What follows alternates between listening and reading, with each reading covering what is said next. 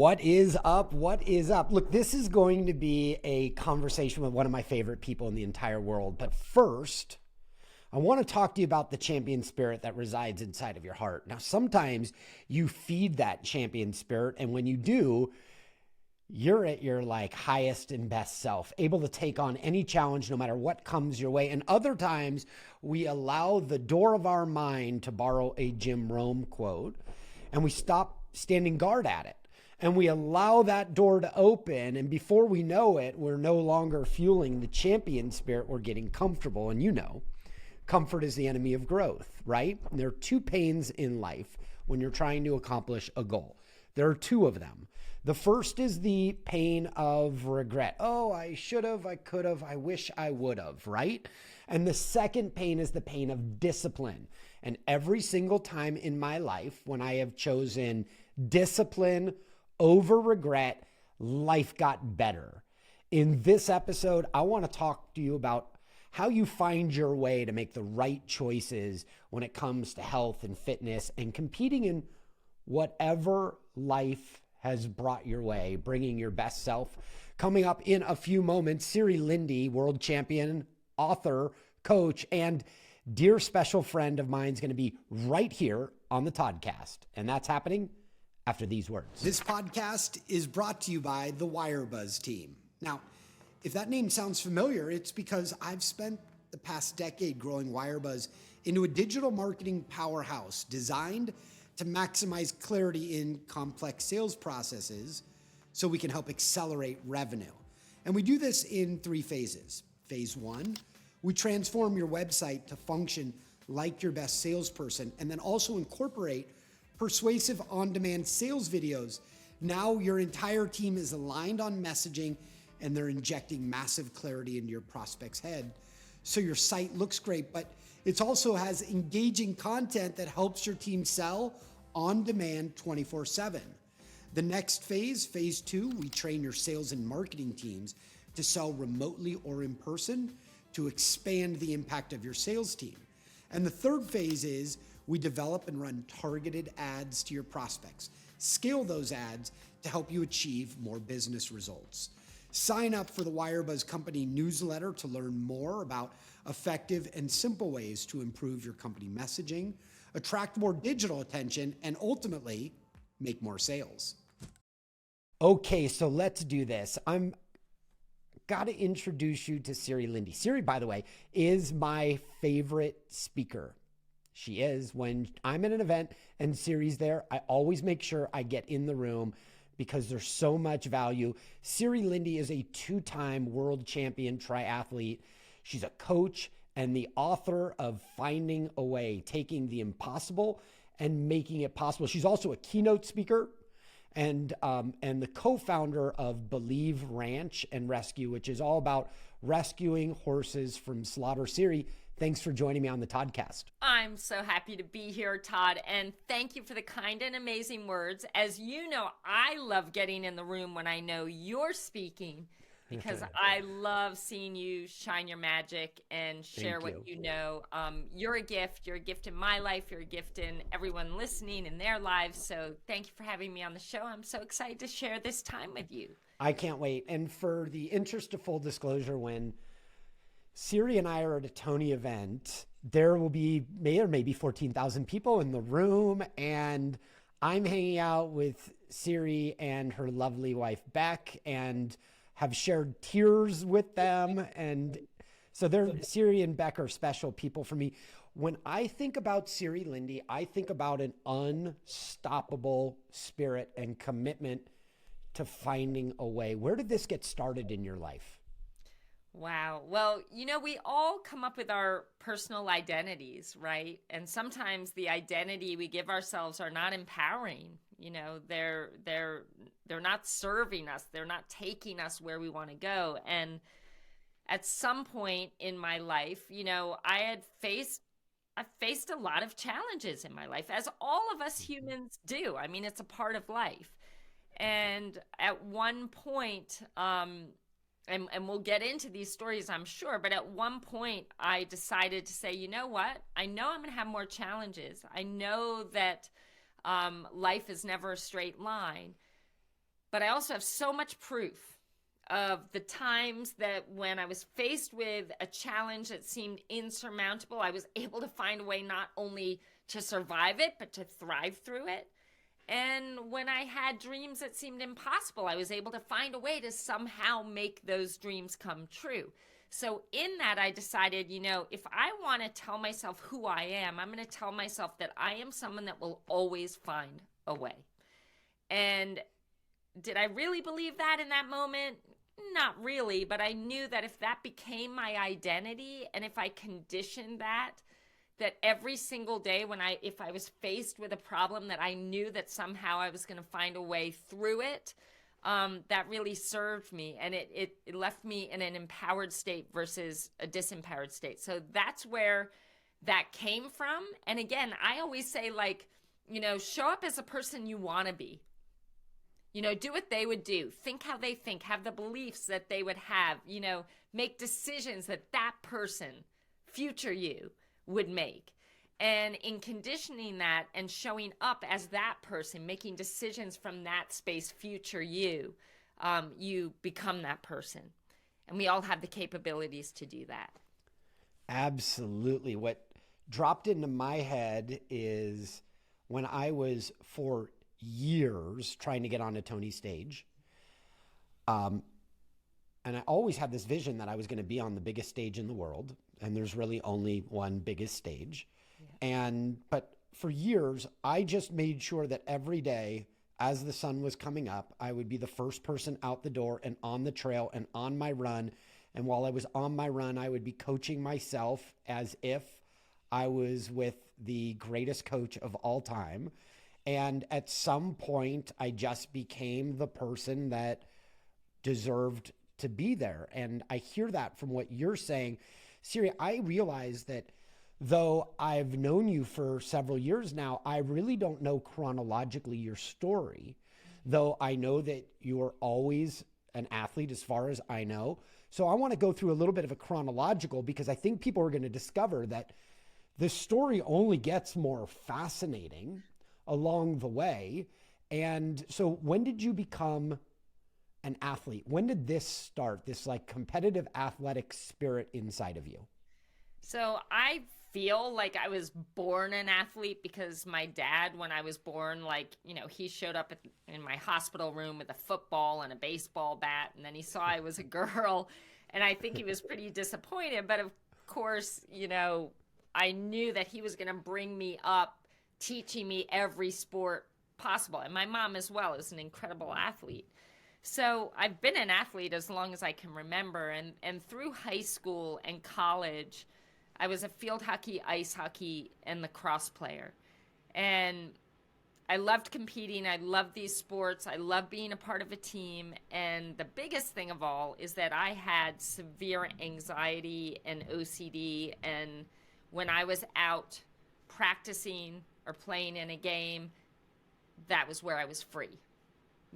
Because the intense focus that it took to compete, at a high level required me to not be in the past, not be in the future, but to be fully present. And in that space is where you become free of your anxiety. So it served a beautiful purpose for me. And when I was in college at Brown University, my anxiety kind of hit its peak. My field hockey and lacrosse coach were the same person, and they had said that if I wanted to play both field hockey and lacrosse, I had to quit ice hockey because they needed my full attention. And if I played ice hockey, I was going to miss out on the end of field hockey and the beginning of lacrosse. So those winters for the first 3 years at Brown University were extremely difficult for me, and I reached a really low point with my OCD. In those days, nobody ever spoke about anxiety. Nobody ever spoke about fear. People definitely didn't speak about these things that I was doing, flicking lights on and off for hours at a time until I could get some horrible thought out of my mind. Nobody ever spoke about this. So I felt like an absolute crazy person, and I felt like the only person in the world that had this problem. and just Did say, you also feel like you had to keep it a secret? absolutely. I mean, I'm not going to share something that I've never seen in anyone else before. So all of that was so heavy. And I was having to show up, pretending everything was okay. And I just became so incredibly exhausted that I was ready to call it a day and thinking about taking my own life. But this is when my greatest mentor, Tony Robbins, presented himself, not in real life, but with his first book. And I started reading this book, thank God, because it's everything that I needed to hear. And the biggest thing, it didn't say like, oh, everybody else feels this way, but just where focus goes, energy flows. And as someone that, was working hard in my classes so I could get a good grade, working hard, training so that I could play a good game, I suddenly became aware of the fact that I was creating my own experience of life and that life was up to me. What you focus on grows. And basically all I was focusing on was everything that was wrong, everything that was missing, my problems, everything I had no control over, and everything that I didn't want to have happen. It's where all my energy went. So no wonder. It went on lack, right? Your energy and focus went on lack. Everything. And or fear. Scarcity. Yeah, fear. Avoiding, like not wanting things to happen. No wonder I was as low as I was. So in that moment, after reading that, whatever chapter that was in, I decided like, okay, life is up to me. So from this point forward, all this discipline that I put into my sports, into my studies, into all these other things, I am going to put all of that and channel it into my patterns of focus. Mm-hmm. And I condition this every single day where I would catch myself and ask myself, what are you focusing on now? Is that going to help you get to where you want to go? And the answer was always no.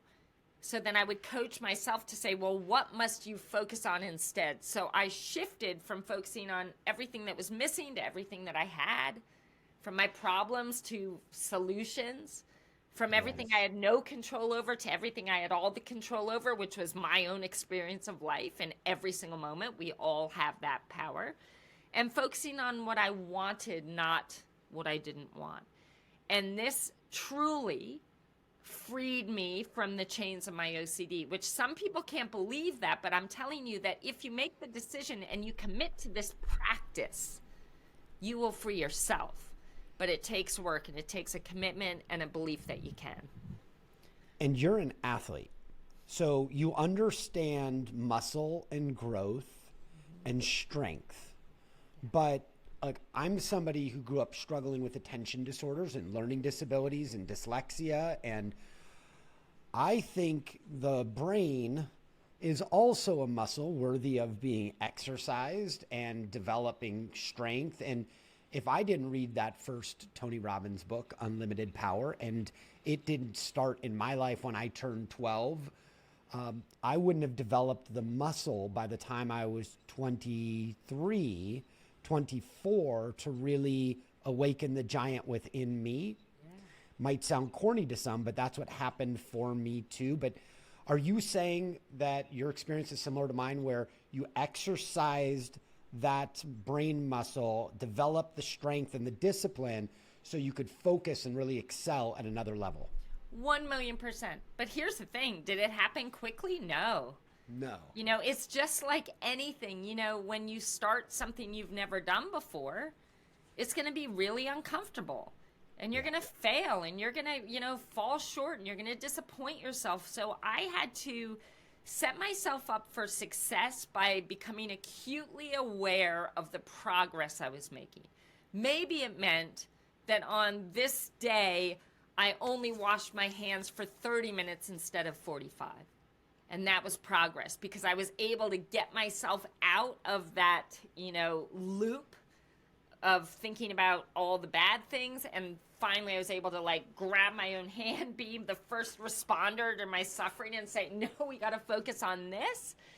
And so it was small steps. But if you're focusing on not how far you have to go, but how far you've come each day. And if every day you're acknowledging that little step forward that you took, then each day you have success to build upon. Yes. And so it was a process. It wasn't overnight, and it took total commitment. It's like learning how to walk.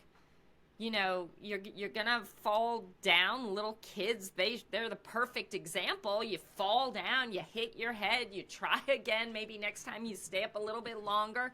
Eventually, you're able to walk and then to run and all these beautiful things. But as adults, even for me as an 18-year-old or 19-year-old, whatever I was then, we assume that we should be good at things right away, and that once we know how to do it, we should be able to do it. But that never changes. If it's new, it's going to take work. It's going to take falling down a few times. It's going to take focusing on that little half step more that you did this time so that you maintain the momentum and keep moving forward. And momentum's often the most important part, right? It's like once you break momentum, you almost start all over. So once you start something new, you got to keep doing it to develop the habit. And then how did you go from being a collegiate athlete to a triathlete?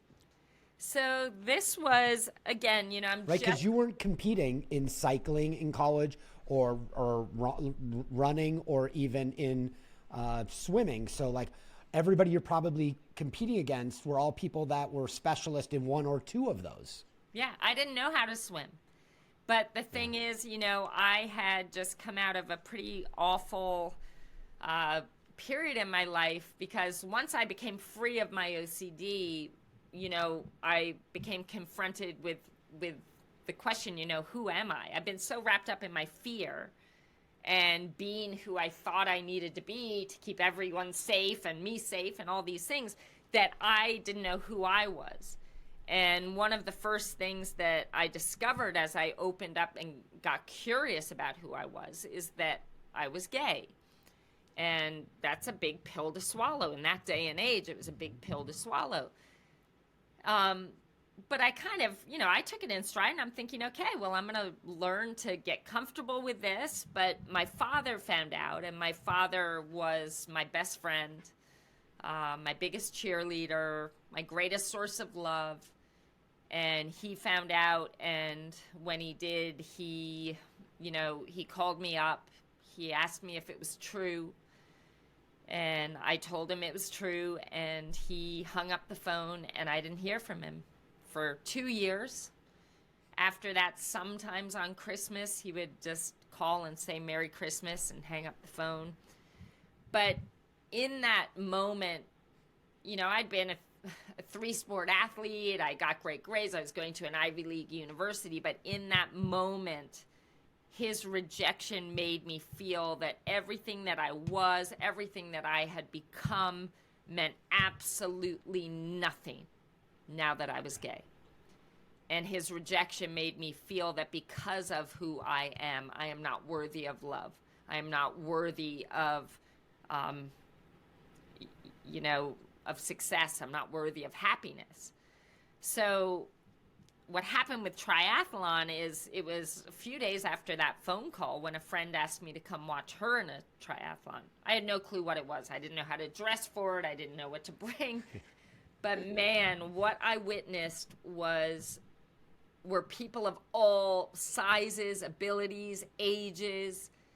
And what was so clear to me is that every single one of them was finding themselves through this challenge. They were pushing themselves beyond what they thought they could. They were like finding something within them. They crossed a line. They were proud. And I thought, this is going to be the vehicle through which I find a love and appreciation and a respect for myself and a worthiness from within. It was so clear. But the problem was, at this point, I'm 23 years old. I don't know how to swim. And I came in dead last. My first race, dead last. So I talk all the time, Todd, about the stories that we tell. And the stories that we tell are either keeping us from everything we want or making it possible for us to get there.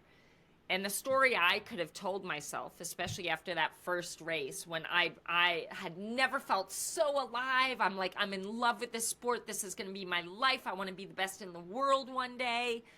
But the story I could have told is I'm 23, which is old for wanting to achieve a goal like that. I don't know how to swim. That's ridiculous. And I just came in dead last. There's all the proof I need to say that triathlon, no matter how much I love it, it's not for me. Right. But I wasn't willing to live that story because I wanted it so bad and I felt the importance of it. So I had to rewrite that story and tell a different one, not one that was full of lies, but to find other truths. Like, hey, you know, I've been a 3-sport athlete my whole life. You know, I've got determination, work ethic. I'm willing to fail. I'm gritty. I can go hard. Like all, because I have all these things, one day I can become the best in the world. Now that story, as you can see, big difference, yes, is going to move me forward, not back. But in that, you don't just say it and it's going to happen. Then it's like, okay, future me, the one that's going to be the best in the world in this sport, what would she do today? Here I am. I've just come in dead last in my first race. Well, she'd get a coach. She'd learn how to swim. She'd work 70 hours a week at the YMCA so that she can afford to pursue this, afford her coach, afford to travel. She would, you know, what would future me, what actions would she take? She'd train at 4 until 7 in the morning. She'd train during her lunch hour. She'd train after work. She'd eat dinner, go to bed, do it again day after day after day. Even though she sucked, remember, she sucks. Right. She would, you know, read everything that she can about the sport. Eventually, she'd move to Boulder, Colorado, because it's a mecca of the sport. So you show up again as that person that you want to be. What would she or he do? And in doing that, imagine how that accelerated my progress in the sport.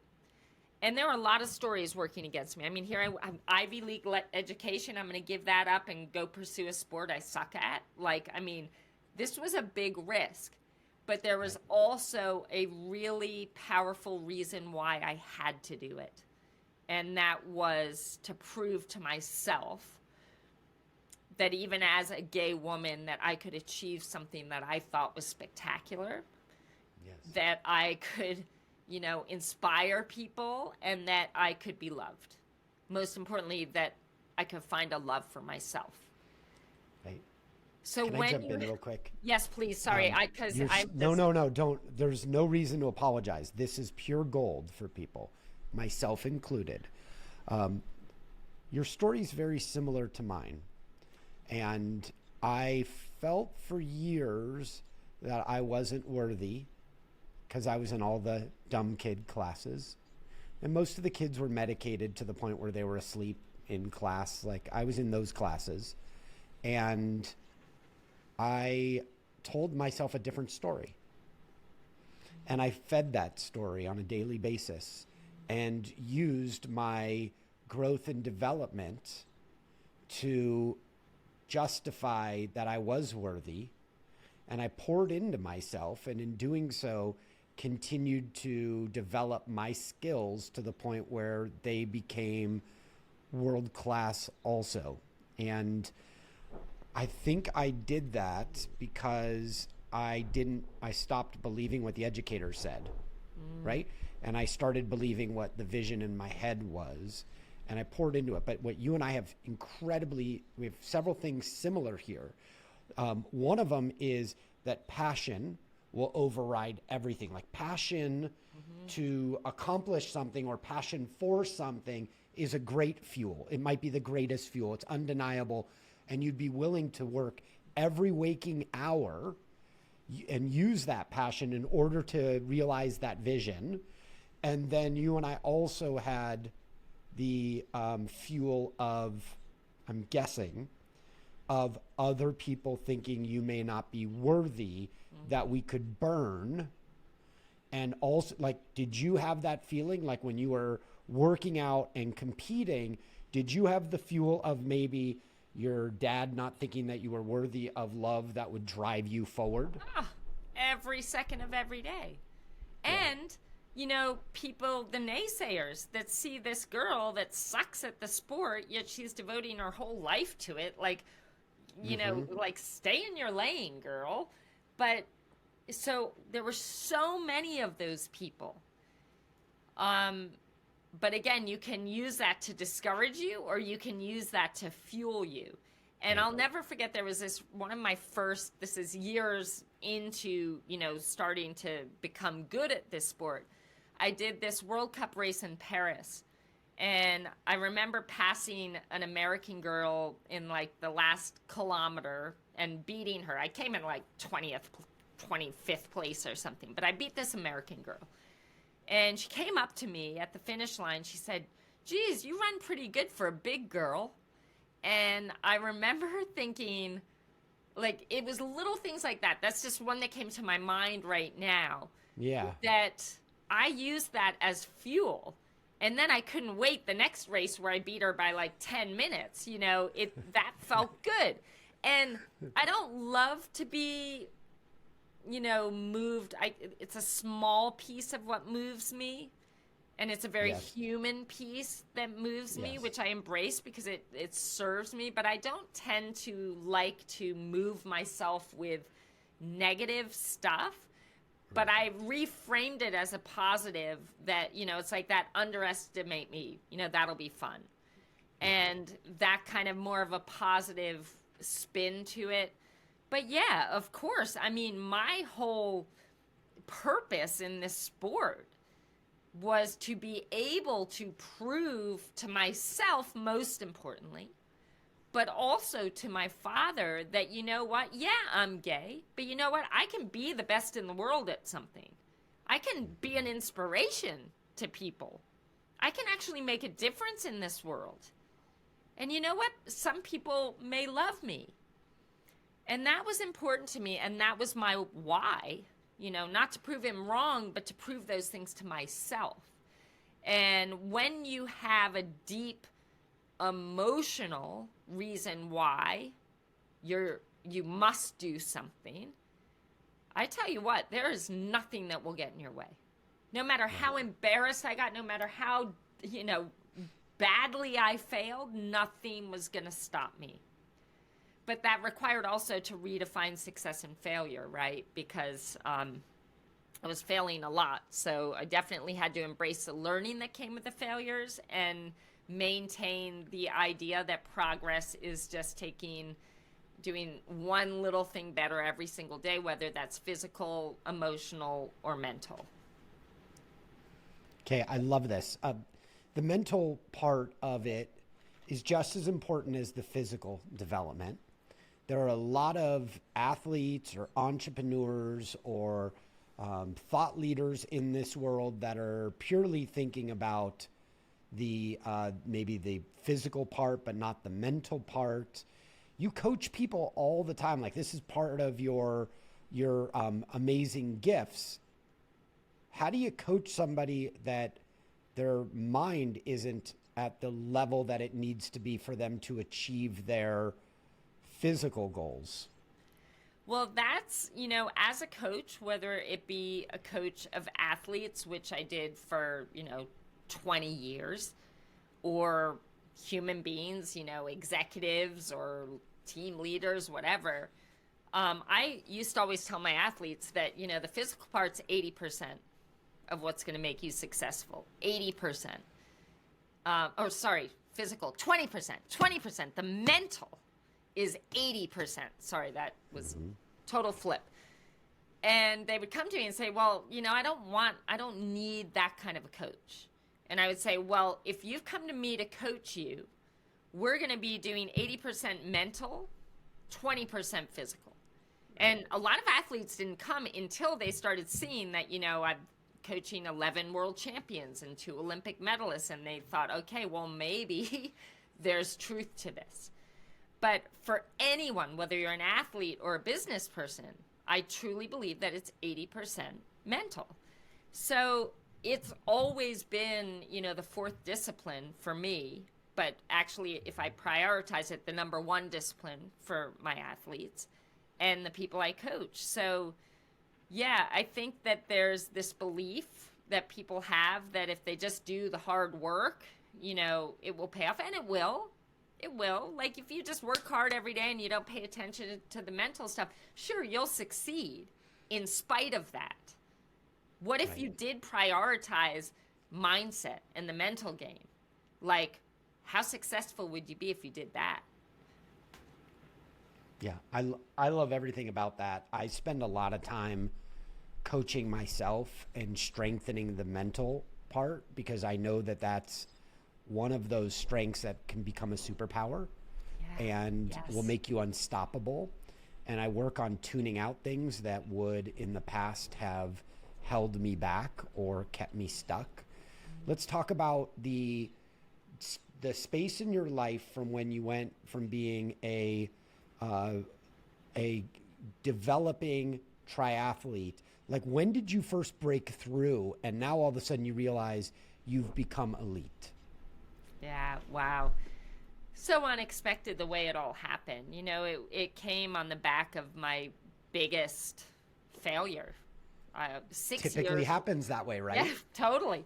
6 years after setting this goal, you know, I had made it to the Olympic trials, which was huge. But I hadn't quite mastered the mental game as an athlete. So, you know that I coach my athletes with is something that I kind of learned mostly in hindsight looking back. But, you know, on the day of the Olympic trials, you know, I had visualized for 365 days the perfect race, everything going exactly as it needed to for me to cross the line, make the Olympic team. Well, in the first 5 minutes of the swim, everything went terribly wrong. I got kicked in the face, dunked under the water, swum over the top of, and by the time I came up, I'd lost the front pack, which in my visualization, I was with that front pack. Yeah. And I hadn't planned for that.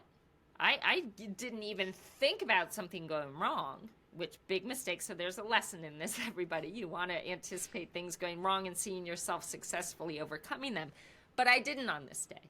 So I'm being passed. I'm swimming as hard as I can. I'm going backwards. I get on the bike. I'm biking as hard as I can, going backwards. Get to the run. I'm at the back of the field. And what do? I quit. At the Olympic trials, I quit. And I stood on the side of the road feeling like so ashamed and so broken. But in that moment, I had the clarity of mind to know that the first person that came up to ask me, you know, were you sick? Are you injured? Did you have a mechanical? That how I answered that question would determine my entire future in the sport. And I knew that I had to be honest and I had to own it if I was going to keep moving forward. So the first person that asked, I said, you know, I choked. I completely choked. I had visualized the perfect race. Something went wrong and I froze. And I had no response. Right. But that set me into a deep, deep, deep depression. And as I was in that place, I thought, I've been here before. You know, when was that? I've been here before. And it took me back to those years at Brown University. And I said, you know, we all have our own success formula, right? When we hit challenge, we all have a success formula because we're still here. So we overcame something like, how did you do that? Go back and figure out what that formula was. And I remember the biggest thing was, you know, I changed my focus. And so I thought, okay, so, you know, change the way you look at things. The things you look at change. Here I am thinking about how devastated I was, and now I've got to wait another 4 years. But I failed to remember that 6 years ago, I didn't even know how to swim.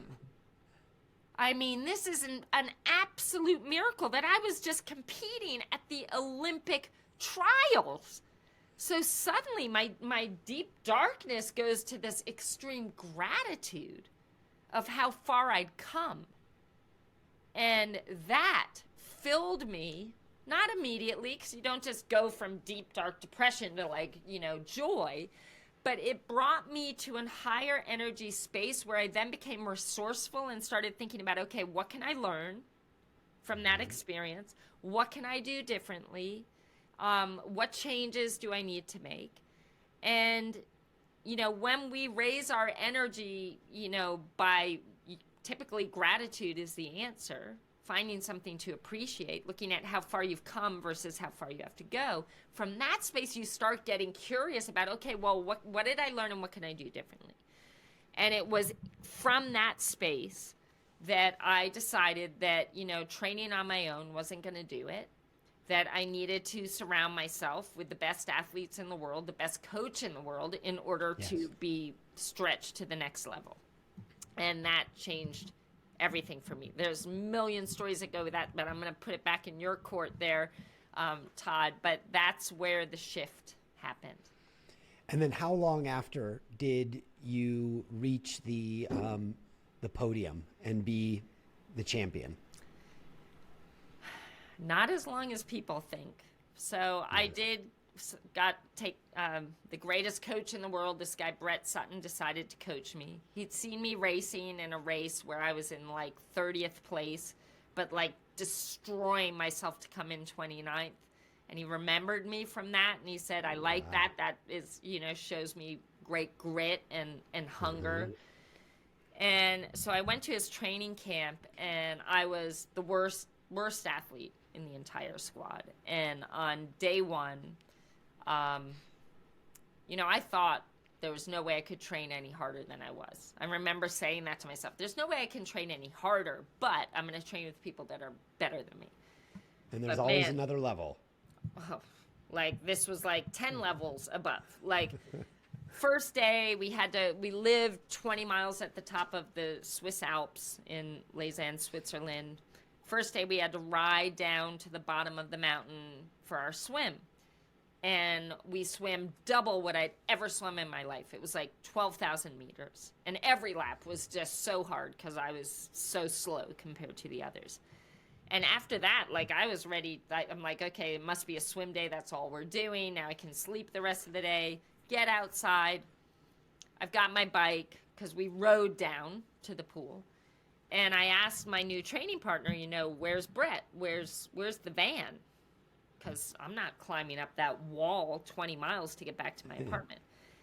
And she laughed and she said, God, you ride home, Siri. My God, you're not going to get a ride in the car. And she could see the look of fear on my face. And she told me to go with Jane. She says, Jane sucks. And I'm thinking, oh my God, first of all, that's the meanest thing. But I was super excited that Jane's there. So I'm like, where's Jane? Can't wait to find Jane. And I find Jane, and Jane, within the first 5 minutes, drops me. And it's the hardest bike ride of my life, getting up this mountain. Get to the top, making my lunch, getting ready to sleep the rest of the day. Knock on the door. We're going running. Couldn't believe he's asking me to run. I'm thinking it's got to be like 5-10 minutes of like just checking my technique. But he loads us in the van. He drives us down to the bottom of the mountain, tells us to get out, and like whips a donut and yells out the window, see you at home. 20 miles. I'd never run over 10 miles. I'm a short course athlete. Yeah. I cried my way, and they all dropped me immediately. I cried the entire way to the top. And I called my mom, I'll never forget. I said, you know what, I'm not cut out for this. It's like, there's no way I'm not going to survive it. And I remember her saying, it was a test. You passed. You did it. So I went to bed super happy, thinking I passed this big test, and now it's all going to fall back to normal. But the next day, basically the same exact thing. It was 6 to 8 hours a day of the most horrific and intense training, like 3-hour hard time trials on the bike through the mountains. You'd finish at the track and run 400 meters as fast as you could, and then you'd swim 12K in the afternoon every single day. And after about 8 days, like I couldn't move my body, and I was so exhausted. And I went up to my coach, Brett, and I said, I can't do what you're asking me to do today. And he kind of looked at the door as if to say, well, then go home, because, you can go home. And he looked at me and he said, find a way. And I realized that all I could do is just do the best that I could with what I had every day and try and find a way.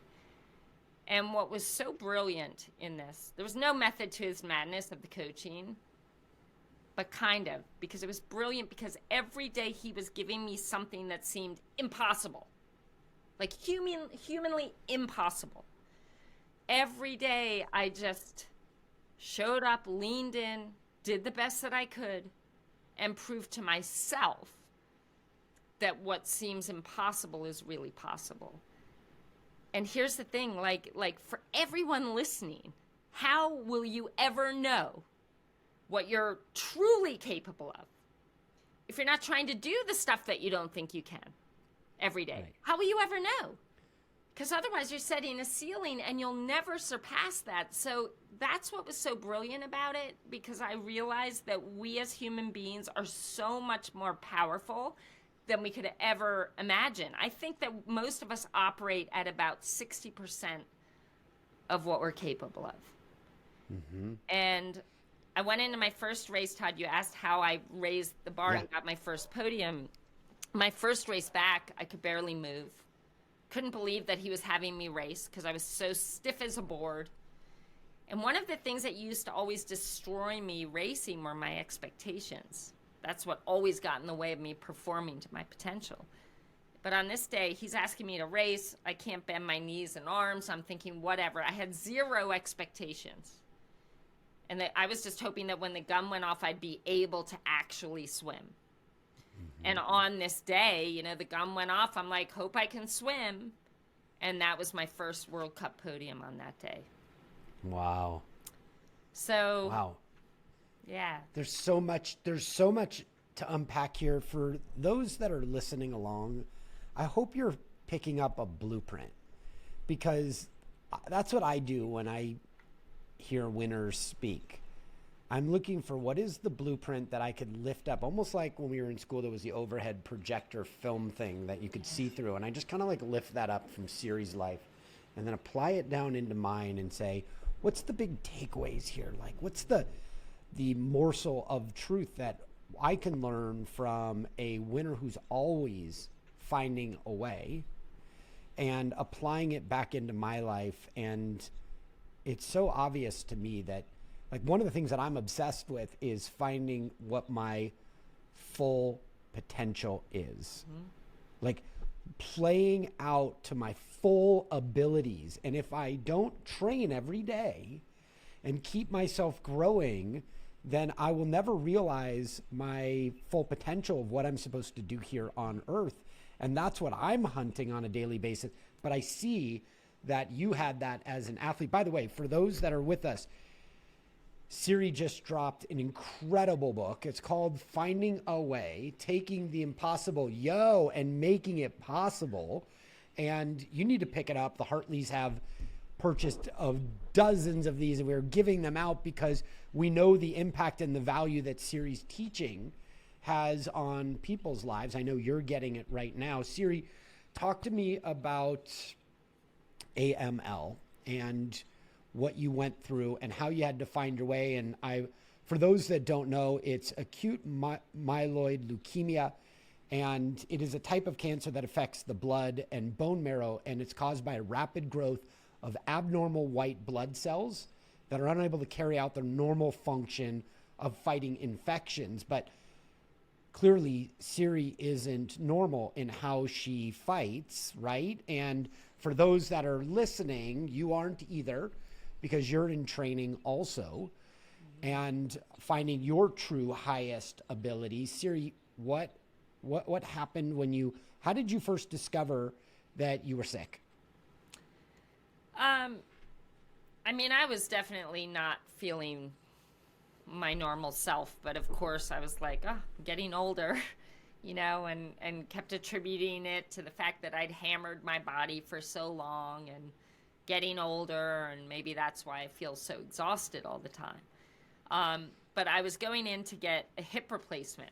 After training that hard for that many years, I needed replacement parts. So I'm going in for hip surgery. And Lindsay Wagner right here on the Toddcast, the Bionic Woman.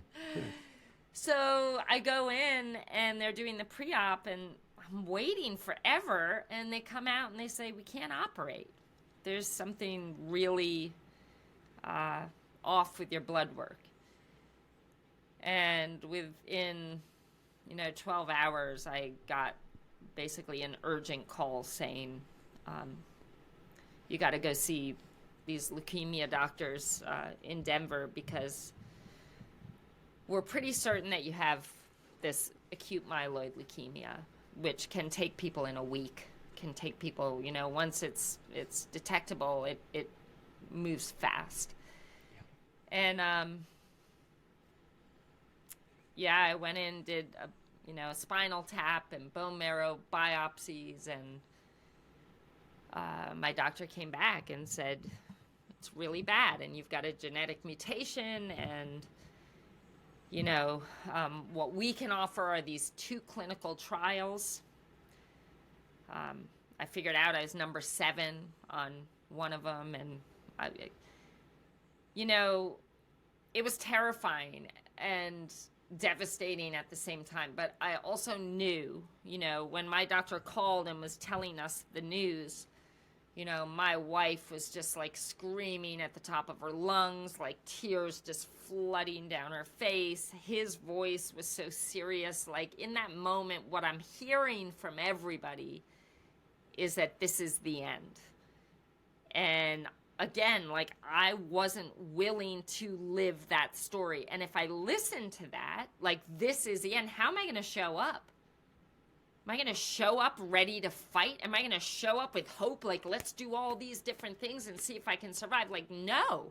So I couldn't afford to live that story. So I, out of nowhere, just declared, like, this isn't my time. I'm going to survive this, and I'm going to thrive on the other side. And I said that, and they're looking at me, and I can, hear my doctor there. Did I believe that? No, of course not. I am freaking out. My life is falling apart. I'm devastated. I'm terrified. All these things. But I had to become the person that believed that I was going to survive and I was going to thrive. Because in telling myself that, I'm going to show up different. I'm going to show up looking for all the things I can do that will lead me to surviving, or at least give me every chance. I am going to get curious about the things that I can do to set myself up for success. I'm going to be able to pinpoint, okay, what do I need to focus on here? I need to be the master of my mindset. And in every single moment, just like back in college, every time I focus on everything that's wrong, I'm going to focus on everything that's right. Like I have health insurance. I have a wife that loves me, a mom that's here, a dad that calls. I have doctors. I have 2 donors that are going to donate their cells to give me life. What can you appreciate? No matter how dark, no matter how bad things are, there is always something you can appreciate. And it took me changing the channel basically every single second of the day to focus on things that gave me hope versus things that made me feel even worse than I already did. So that was step 1. Step 1 was making a decision that I'm going to survive. And deciding that, I'm not a statistic. The chances were like something like 5%, but I am not a statistic. I'm Siri Lindley. Like I've proven what seemed impossible, and I've made it possible. And you, each and every one of you, have something in your life that felt impossible that you now have. Like we all have proof. So in times where you're really struggling, stop, stacking all your doubts, stack your proof and remind yourself of who you are. And let's build on that story, not your fears and your doubts. So it was disciplining my focus in every single moment. It was giving this whole thing an empowering meaning, like who I become in surviving this and beating this disease. Who I become is going to allow me to be all that I dream of being in the world, for my family, for the horses, for my loved ones. So giving it an empowering meaning so that I stepped into this not as a victim, but as someone that was intent upon making this her most beautiful triumph. And that was the key. because how the story you tell determines how you show up, and how you show up determines the actions you take and determines your destiny. So can you give yourself an empowering state? No matter what adversity you're going through right now, can you change the story mentally, empower the state that you're in, remind yourself of the past heroic moments where you have accomplished things that other people wouldn't have been expected you to be able to do, and where you surprised yourself and connected with your strength? Because as you're going through a new challenge, there's the opportunity of pushing through and strengthening your mind in the process, and always finding a way. She's Siri Lindley. Her new book is out, Finding a Way. Oh, forward by who's this? Tony friggin' Robbins. Are you kidding me? He's so phenomenal. good. It's a dream come true to have him supporting my work and believing in it. You know, saying people go on this journey with Siri, like that is like the ultimate affirmation and support. And I'm forever deeply grateful for that extraordinary man that has not only lit the path for me for the last 25 years, but he provides the most beautiful example of what it is to be a loving, kind, giving, extraordinary soul. So I'm forever grateful. I know firsthand how much he loves you, and I've seen it firsthand, and I have been standing next to you when Tony's in a room of 14,000 people, and I've seen him catch your eye and flash an I love you sign to you, and then thought, oh my God, how amazing was that I just saw. And it's so incredible. Guys, I strongly recommend you to go and purchase Finding a Way. You can get it on Amazon, and after reading, do what the Hartleys have done. Just pay it forward and buy a bunch of copies for your friend. For every copy, okay, $1 goes to Feeding America, and Tony Robbins is going to match every dollar for dollar in that, and a majority of the remaining proceeds go to Believe Ranch and Rescue, which is their ranch that they started. By the way, quick words. Just give me a couple words for people that want to know about the ranch and the amazing work that you guys are doing. It wouldn't be right for me to talk with you without talking about the ranch and your commitment to horses. Thank you, Todd. Well, Believe Ranch and Rescue, we started 7 years ago rescuing horses from slaughter. It's a horrific and it's just atrocious what they're doing to horses. And since then, we've saved 265 horses from slaughter. Here's the thing. If you're not an animal lover, which I'm sure you all are, because who can't be an animal lover? But if you're not an animal lover, these horses go on to heal humans. Humans with PTSD, anxiety, fear, people that have been through trauma, depression. So know that as we save horses, we are also saving humans at the same time. So thank you for that. It's very, very important for both my wife and I, and to the people that have benefited so beautifully from these animals, including us.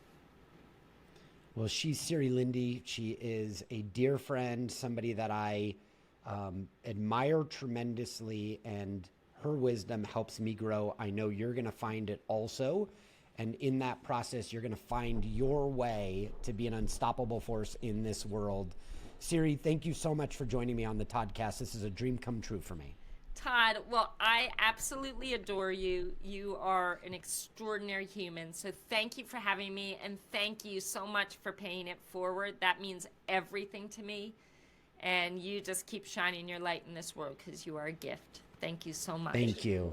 You too, my friend. A real pleasure. She's Siri Lindley. Make sure you guys go pick up her book, and well, you'll get touched even deeper about this incredible story that not only never stops, but always finds a way through whatever adversity. Siri, again, thank you so much. And everybody, this is the end of the episode. I'm actually so emotionally moved that I don't know how to end my episode. So have a wonderful day, everyone. And thank you for joining me right here. Yo, that was a powerful episode. And from what we just learned, it should be obvious how you can now implement these lessons in your life to get to the next level. Now, before you bounce, I just have 3 quick thoughts. First, thank you for taking me on your incredible life journey. Second, if you receive some value from me and you want to pay it forward, it would mean the world to me if you left an honest rating and review at Apple Podcasts, Spotify, or wherever you listen. I'd be incredibly grateful. And lastly, if you share this episode, whether it be a screenshot or a photo from where you're listening, anything via Instagram stories or LinkedIn, Facebook, or any of the social media sites, just tag me and the guest. I'll repost your content and I'll reply back in the comments because I love mixing it up. In fact, I'd love to share your shout outs in my feed too. Not only are these shout outs really good for you and for me, but they also help us book more amazing guests because they'll be able to see the reach that you're helping to cultivate. This is a way for you to help contribute to the show. So thank you again for listening, and I look forward to earning a regular spot inside that ear of yours. Let's grow.